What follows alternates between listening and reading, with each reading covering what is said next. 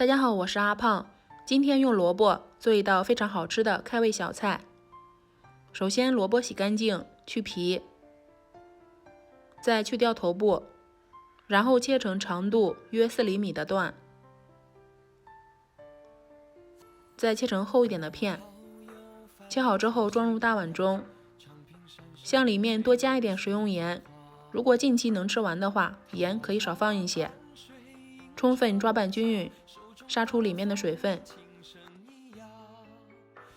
趁着这个时间多准备一点大蒜，把它剁成末，再根据个人喜好加一点炒熟的白芝麻，用烧好的热油泼一泼，放凉备用。放凉后，向里面加入1大勺剁椒，搅拌均匀。萝卜的水杀的已经差不多了，可以看到萝卜现在变得非常的有韧劲，这样吃起来才会脆爽。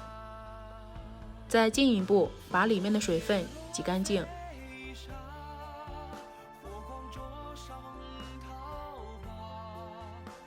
再次倒入大碗中，把之前调好的料汁加进来，充分抓拌均匀，多抓一会儿，这样做出的萝卜片才会更好吃。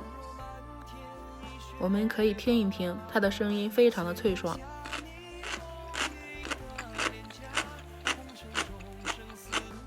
一次可以多做一些，放在干燥的瓶子里，冰箱冷藏2周不坏。只需要简单2-3步就完成了一道开胃小菜，而且不添加乱七八糟的调料，吃起来香辣脆爽，同时也保留了萝卜碧绿的本色。喜欢的话可以试试哦。谢谢你的观看。